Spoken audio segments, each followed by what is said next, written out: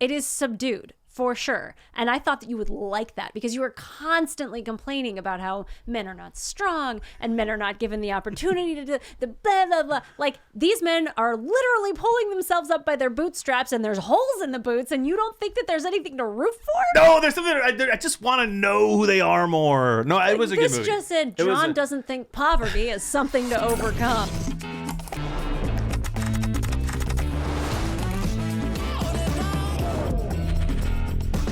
Welcome to another episode of Is This for Kids? I am Jonathan Bearded Blevins. I am Katie, Mrs. Ruby. And we are so pumped to talk about a sports movie today. It's been a long time since I feel like a really inspirational sports movie came out. But before we talk about Boys in the Boat. The boys in the boat. They're boys, they're in a boat. Technically.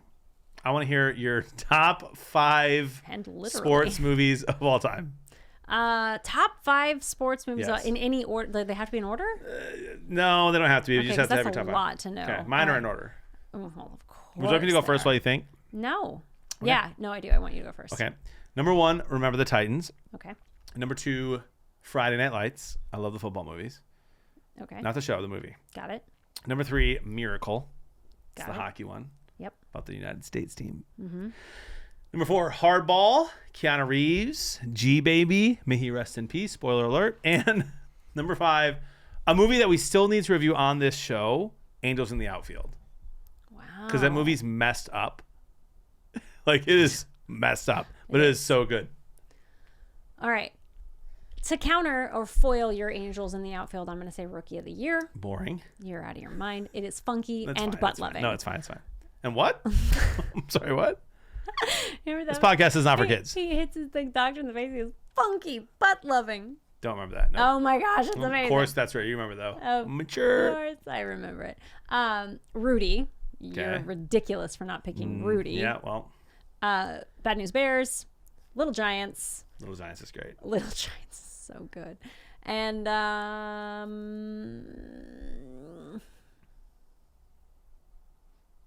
Seabiscuit. What? A horse movie? Didn't it Ew. win Best Picture? I don't know. It's probably fine. But I will say this. So, Green Giant, was that what you said? Big Giant. Little Giants. Little Giants. Then there's what's that soccer movie? The green one? Oh, the Big Green. Oh, Yeah. that movie's great. And then That has the guy from The Sandlot, which is also a top one. And then Kicking and Screaming is actually really funny too. Isn't that Will Ferrell? Yeah.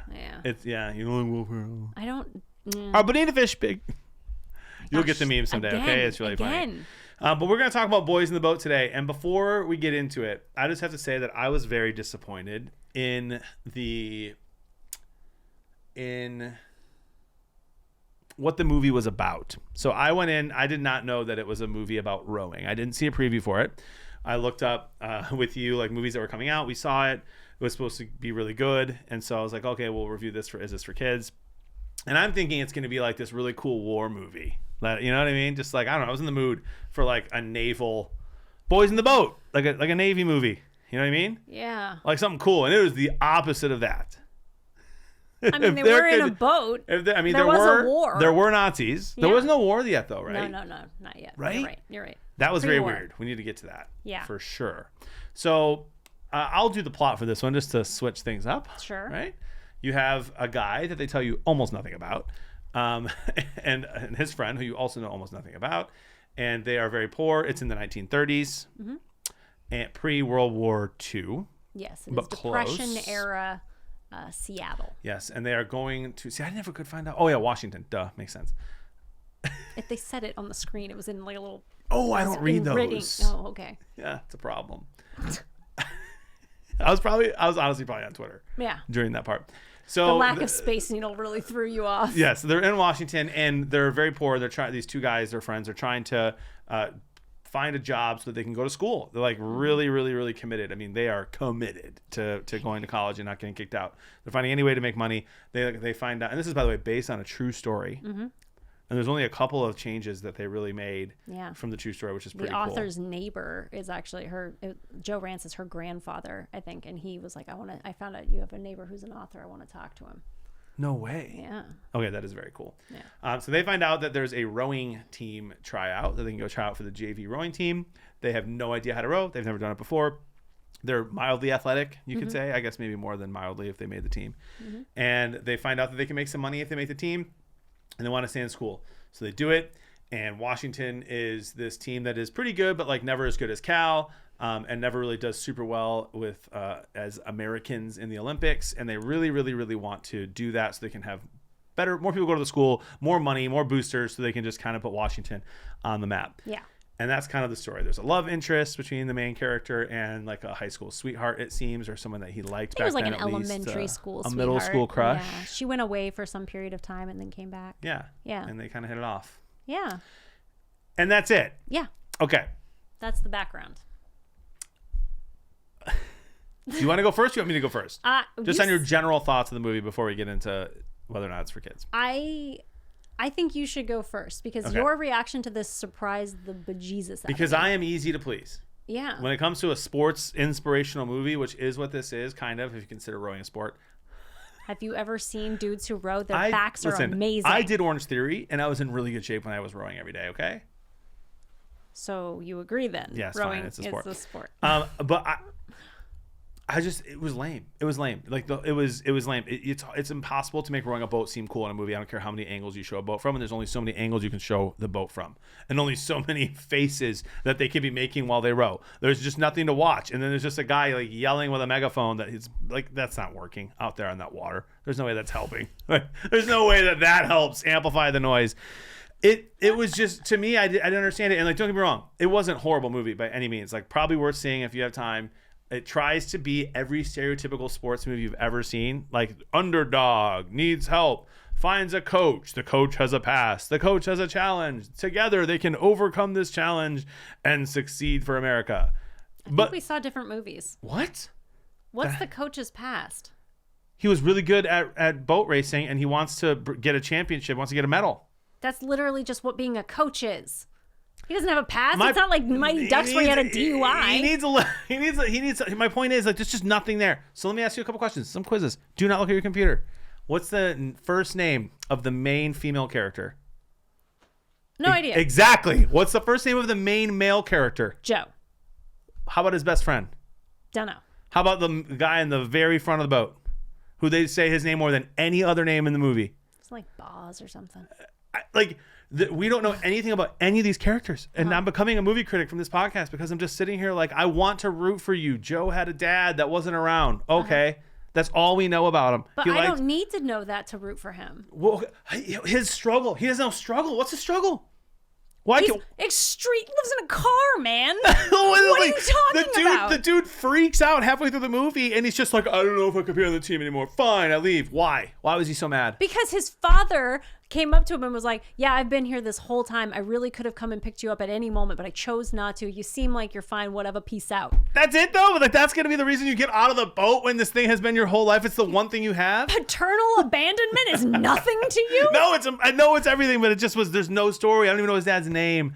Give me some more backstory. Show me some flashbacks of the relationship of Joe with his dad growing up. Show the abandonment. Show that stuff so that you can like the character and have something to cheer for. The guy had no emotion throughout the entire movie. You don't even know if he actually likes the girl really until right before he goes off to the Olympics.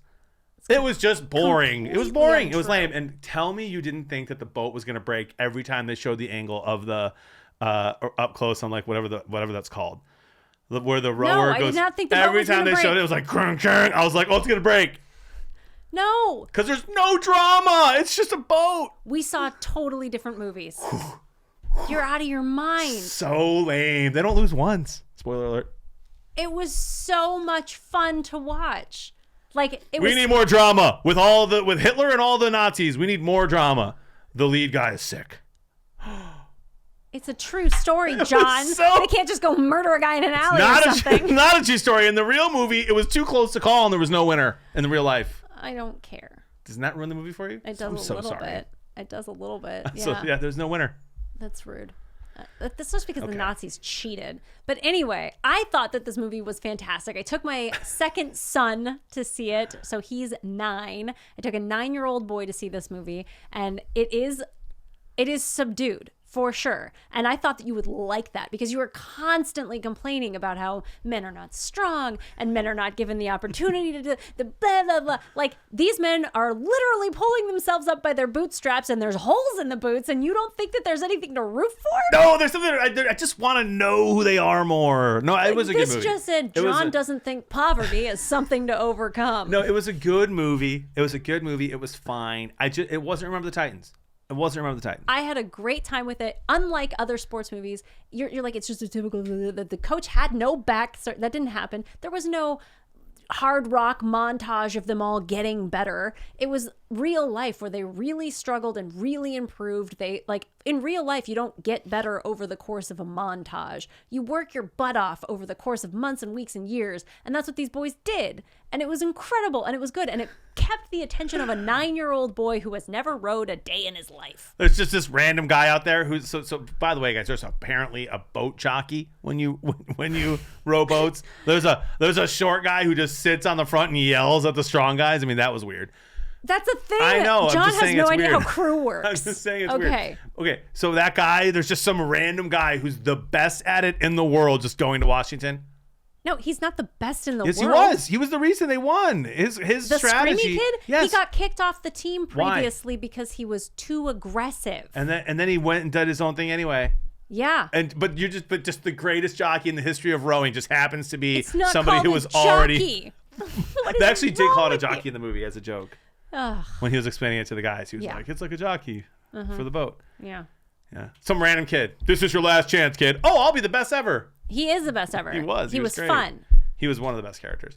I really actually liked the movie. I just kind of thought it was boring and I didn't connect with any of the characters in a really cool way, which I loved that there was a love story. I loved that, like, it was like everything that boring love story. Movies have given up on. What a boring love story, though. No, they talk. They say like 10 words together the whole time. They sneak into her dorm room, but there's no sexy stuff. It's great. Like, it's great. It's chaste and sweet, and they go to a dance together, and it's very 1930s, and it's super cute. The only thing that this movie was missing for me, the only thing, is I wanted to see them get married at the end. That was it. Like, I needed there to be like a quick wedding. That would have been weird because how do you get married to someone that you've said 4 sentences to? He liked her since elementary school. He gave her a Valentine. You did not watch this movie. Yes, I did. I watched the whole thing. I don't believe you. I did. I swear I did. I was engaged, but it was boring. So, okay, one of the best characters in the entire movie. I know this is not a movie review podcast. This is for kids. We'll get there. There's a character like this in almost every movie, almost every sports movie, like the legend janitor. Right, like the guy who, and then you find out like that guy was the greatest running back of all time. The guy who's doing the skates in Mighty Ducks. And then that does happen. That happens. And so this guy, he's like a boat builder. Okay, and he's just taking such good care of these boats. He's building a new boat for them. You know nothing about him. Not one thing. You don't know. You don't need to. You don't know anything about Yes, Jan I do. either. I want to know his story. I want to know why this old man, like why is he there? Why is he building boats? How does he make money? Does he make money just building boats? John, he's building the boat. And then he's waxing it. Okay. I think the movie was fine. Is it for kids? I would say most kids would be bored. But I do think that it's pretty appropriate. Yeah, I would agree with you. As far as is it for kids, since we started out saying like we're not a movie review podcast, we're just gonna scream at each other for 20 minutes. But that's good I content. have a lot of concerns that this will either be our best or worst episode because 100%. Of the yelling. Not enough people are going to see this movie for this to move the needle one way or the other. Just really hope it's. George Clooney did the movie, by the way. I know. I'm having a great time discussing this. Anywho, I agree. I don't think it'll keep the attention of most kids unless they are serious kids. My younger son is more on the serious side. My older son is a little bit more on the ADHD side. So he probably wouldn't have enjoyed it as much, although he's getting older now and he gets real into exercise, so maybe, who knows. But I think if it's for little kids, it's not that it's inappropriate, it's completely appropriate. There's no swearing. There's barely any language, yeah. Yeah, maybe a little bit, but nothing noticeable. There's almost no sex, alcohol. No nudity, no drinking, no drugs, no violence. It's just the topic is a little dry for kids. Yeah. So I would say it's appropriate for children. It's great for adults. It's appropriate for children if they're serious. You're not going to believe this, but I actually put on here 8 and up for kids. Like, yeah, as long as if they can sit through a boring movie, they can absolutely sit through this. Maybe I'll change my mind someday. I will say that if you're going to let your kids watch this movie, there is a good conversation starter. So when I was growing up, you had movies that would depict really important, sometimes horrible, but important to know events in history, like the Nazis, right, and the Holocaust, and Schindler's List. I mean, there's tons of movies like that when I was growing up, but like now I don't know how many there are. This is a good one for that, where like if you want to have a conversation with your kid about Nazis and Nazi Germany and the Holocaust and all that stuff before they learn about it at school or wherever they're going to learn about it, in this movie, I was blown away. I was shocked. Like, they went all in. It was authentic to the story. It was that time in Berlin with the Olympics, and Hitler was the leader, and like they were going through Germany, and the amount of like Nazis that were there, and like just like everyone was so excited about the Nazis at that time in Germany. And it was just kind of like it shook me. I was watching the movie, even though you don't think I was, and like that happened, and Hitler's there, and I was like, whoa, what? Like what the heck? So that'd be a good conversation starter. Now? But there's nothing that they do in the movie that is worth like saying that it isn't worth watching. Yeah, absolutely. And hey, if you head over to patreon.com/isthisforkids, we actually have those conversation guides. One of the questions on there is, there's a lot of swastikas in Germany at the Olympics. How does that make you feel? So you can start that conversation with your kids, and some other topics in there as well. But you can also join us on our Patreon, have some conversations with us. Yeah. Lots of good stuff. Hit us up on our Discord, follow us on social media. Give us some good suggestions for some episodes and some content that we should be reviewing on Is This for Kids? Yeah, absolutely. But there is just so much media out there for us to wade through as parents. I'm Jonathan Beard of Blevins. I'm Katie, Mrs. Ruby. Let us help you decide. Is rowing for kids? Rowing's totally for kids.